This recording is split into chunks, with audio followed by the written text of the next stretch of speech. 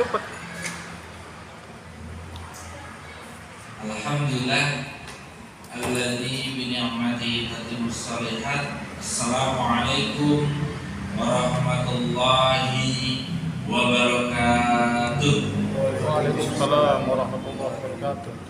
Innal hamdalillah nahmaduhu wa nasta'inuhu wa nastaghfiruh wa na'udzu billahi min shururi anfusina wa min sayyiati a'malina.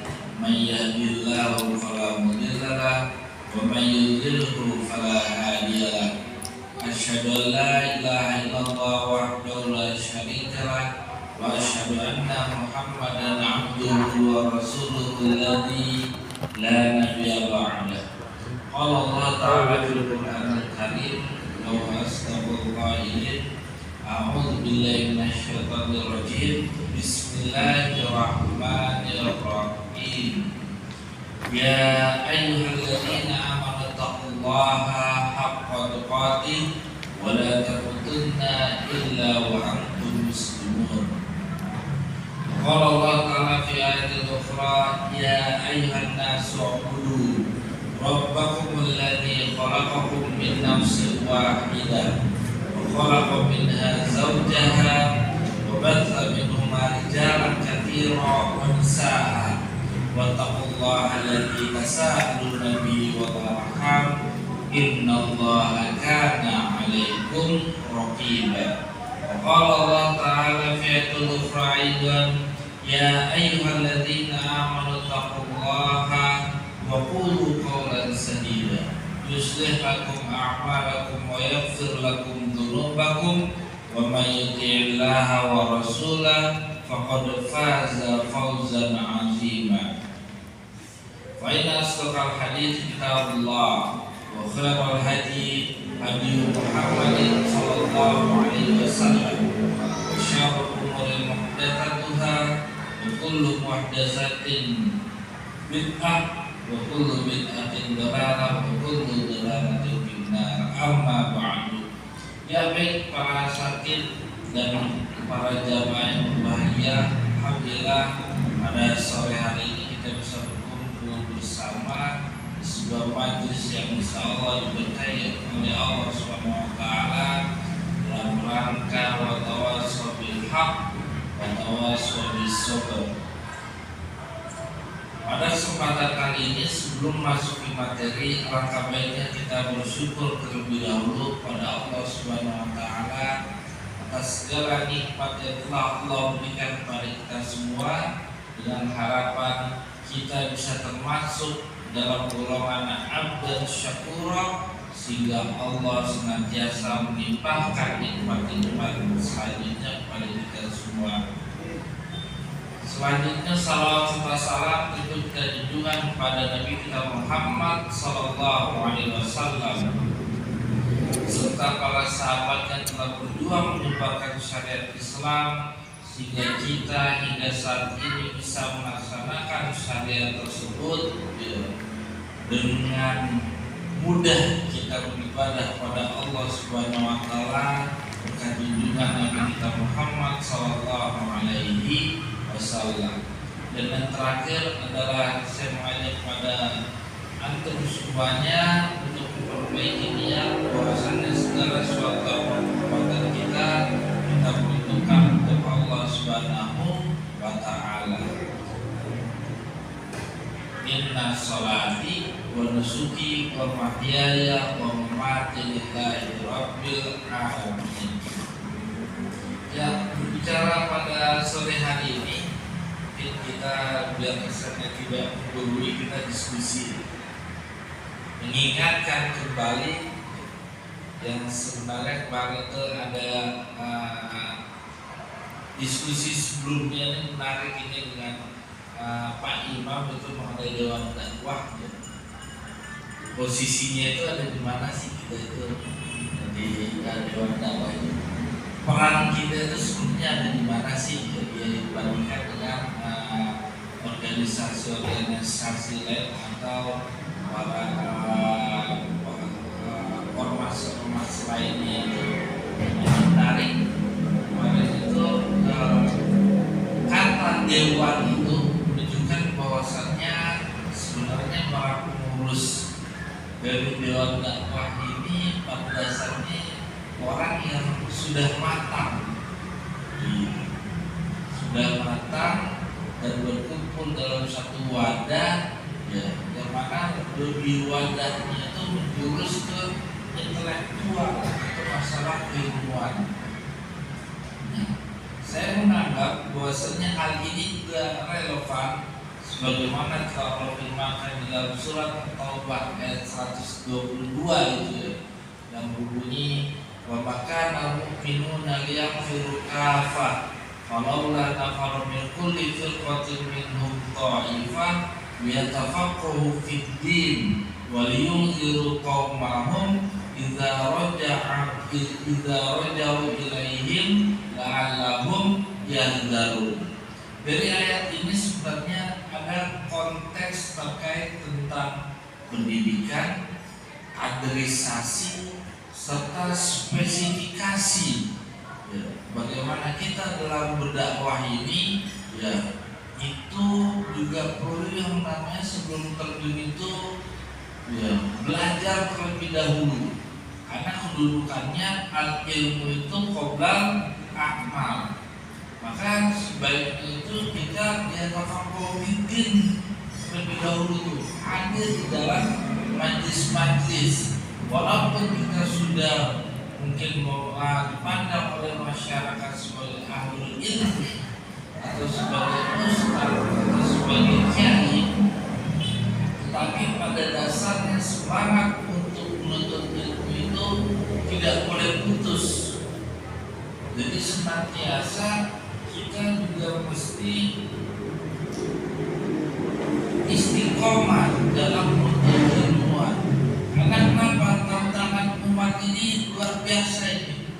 Makin kesini makin aneh-aneh, dan masyarakat ini juga sebenarnya ini ingin mendapatkan penjelasan dari para asatidz, para ulama mengenai bagaimana hukum-hukum terkait tentang fenomena-fenomena yang terjadi di masyarakat saat ini. Mungkin kalau di organisasi lain itu ada yang terkenal dengan Baju Masail, kan, atau pembahasan tentang masalah-masalah kontemporer, gitu. Dan memang ini sebenarnya paling banyak ini ada di ranah fikih, gitu. Salah satunya sederhana itu.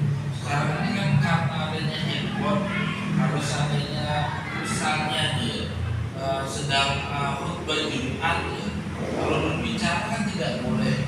Nah, ini gimana kalau buka handphone nih? Nah, ini kan diizinkan apa enggak nih? Hal-hal seperti ini kan kalau kita merujuk pada hadis Nabi yang secara tekstualnya itu handphone kan nggak ada.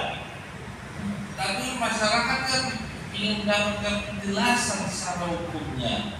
Nah, inilah sebenarnya ini kita harus, ya, senantiasa menambah keilmuan kita dalam rangka liyunziru qaumahum idza raja'u ilaihim.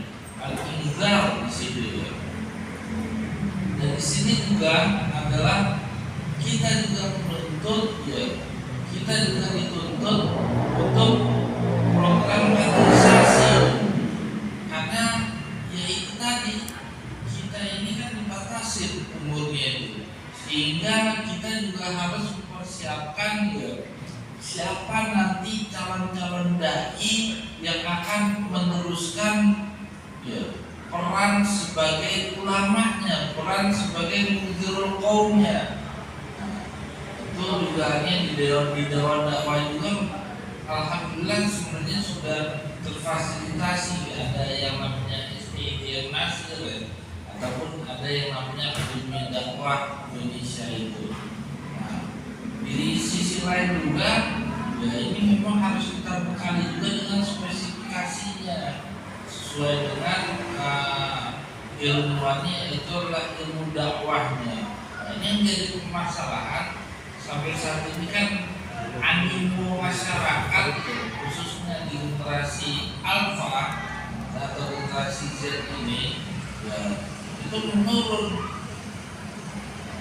turun ini untuk menjadi seorang dai, karena dianggap dai ini orang begitu menjanjikan.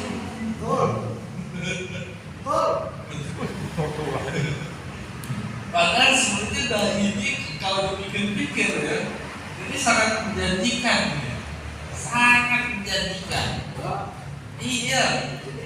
Kalau saat ini kita mau menggunakan parameternya jam, contohnya. Jadi insinyur.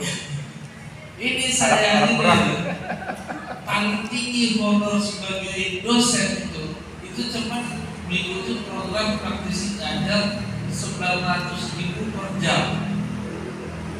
Sedangkan para dai itu kalau jadi khutbah Idul Fitri nggak nyampe sejam, honor itu bisa 1,5 jam.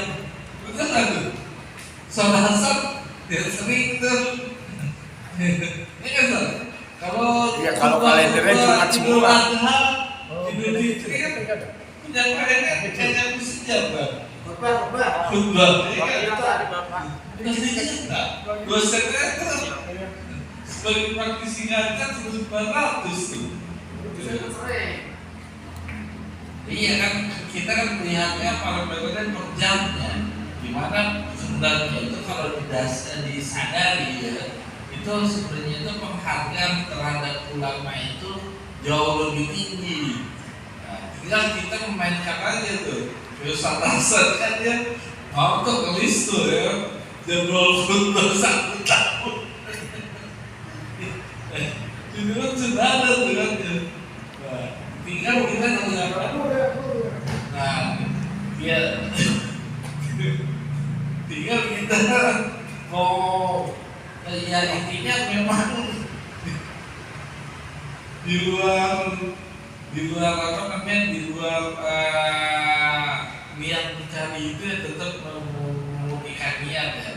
Yang masyarakat ini yang mau saya sampaikan adalah bahwasanya ulama itu sebenarnya itu adalah menjanjikan, walaupun secara kasat matanya bulanannya itu ketidakpastian dalam hal di sini adalah sebenarnya unlimited, sama kayak sales itu kan unlimited sebenarnya. Tinggal kita mau nggak sih itu benar-benar rutin berdakwah di dalam Allah Subhanahu wa Ta'ala, terlepas dari berapa bayarannya itu. Karena pada dasarnya ya kembali lagi ya, konsep rezeki itu kan sebenarnya kita sudah ditentukan gitu ya. Nah inilah cuman kadang-kadang kita perlu juga nih menyampaikan hal-hal tersebut untuk menarik animo para remaja ini untuk bisa menjadi kader-kader kita nanti yang akan meneruskan tongkat estafet para dai atau para menjuru kaum. Nah, selanjutnya seorang dai itu juga harus punya mental ya, atau tertanam di dalam jiwanya itu adalah sifat itqan atau profesionalitas dalam berdakwah. Sebagaimana Allah telah firmankan ya di surat As-Saff itu di ayat 10 dan di ayat 11 itu kan berbunyi Hal adullukum ala tijaratin tunjikum min adzabin alim, mengenai perniagaan itu ya. Maka kamu saya ajak ke perniagaan ya yang bisa terbebas dari azab yang pedih itu, yaitu dengan cara ya dengan cara totalitas baik secara maliyah maupun secara fisik.